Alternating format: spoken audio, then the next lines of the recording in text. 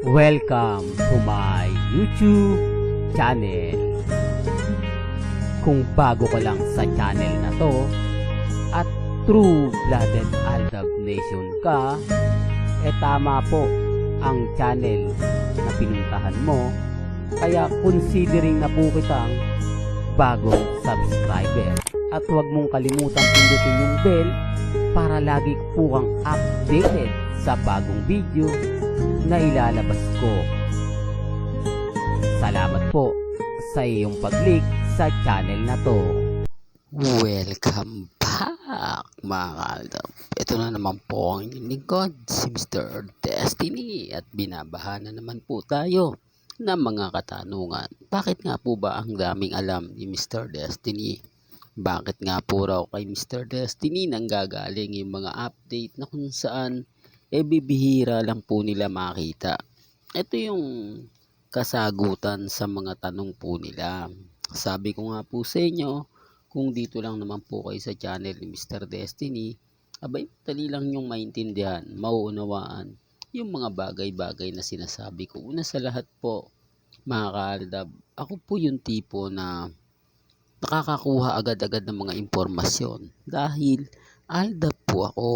Ito yung pagkakaiba na mga nag-aantay lang na may mag-upload, nag-aantay lang na may makita, may maipost. Ako po yung tipo na talagang nagre-research po talaga tayo. Pinupuntahan natin ang mga main fanatics, Eat Bulaga Dabber Cards, kung ano nga po ba ang komento nila kay Mengay ngayon. Magsisimulang pag-usapan si Mengay hanggang sa nakakakuha po ko ng impormasyon.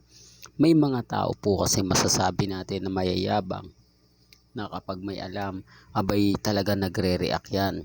Talagang ipaglalaban nila kung alam po nila at sa tingin po nila nakita nila. Parang isang main fanatics na nakapunta sa McDo ni Mengay. Di po ba nakaraan sinasabi natin na si Mengay madalas nga po raw nakikita sa Bulacan, na kung saan tumutuloy nga po sa bahay nila mismo ni na Alden Richard sa likod bahay.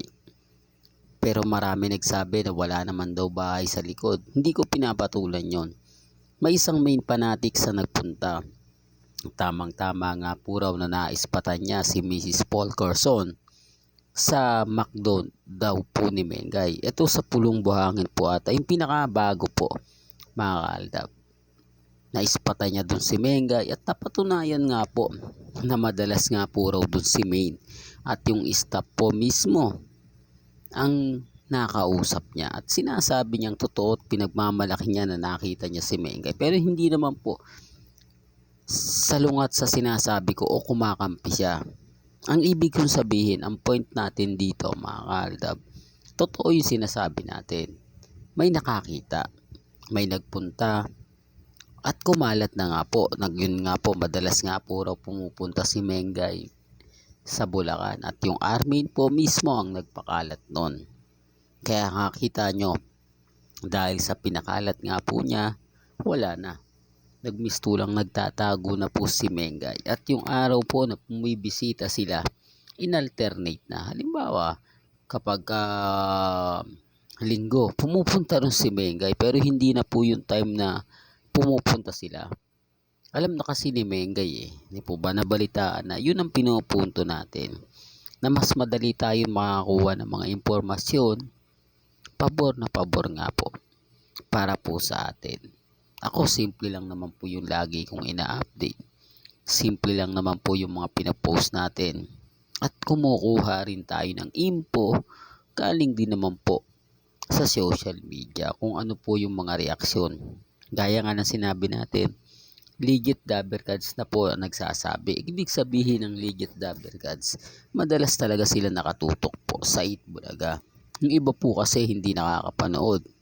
Yung iba kasi huli na bago malaman nila. Yung iba naman po, talagang pumupunta sa set o sa studio po ng TV5 para makakuha ng mga impormasyon. Pero bakit tali pa rin ang bibig ni Mengay. Bakit wala pa rin po silang reaksyon, komento sa mga nangyayari ngayon sa social media? Yung pambabatikos lang po namin kung bakit po hanggang ngayon walang anak at hindi nga po ba talaga magkakaanak sila Mengay at si Congressman. Bakit napakarami ng mga kwento na ayaw po nilang sagutin kung gaano nga po baka totoo na talagang wala na silang relasyon, na hindi na talaga pumupunta si Mengay sa District 1 at baliwala na nga po ba si Mengay kay Ibiang na sinasabi nga po ng lahat na pinaka-paborito daw po ni Ibiang is si Mengay. Paano mapapagiging paborito yun? Wala naman. Ang pinaka-paborito ngayon niya si Sanjo at yung mga apo niya. Po ba? Talagang yun daw po ang madalas karga-karga ni Ibiang sa isang mga update po sa social media about kay Ria Atayde, sa mga project niya, sa mga business niya. Yun po yung nakikitaan. Pero syempre hindi naman po tayo nakatutok doon at hindi naman natin kumbaga pumupokus sa mga bagay na ganyan. Dumadaan lang sa wall natin. Kasi kapag ginamit ko yun, ako pinapasikat mo lang yan, Mr. Destiny. Di po ba? Ilan na po anak? Tanong nyo. Di po ba? Ayan ang pagkakaiba po ng katotohanan. Katotohanan na hindi na nila pwedeng ikikaila. Bakit si Enchong di madalas sa bahay ng pamilya Atayde? Ano nga po ba? Pamangkin nga po ba? Kamag-anak nga po ba? O karelasyon talaga?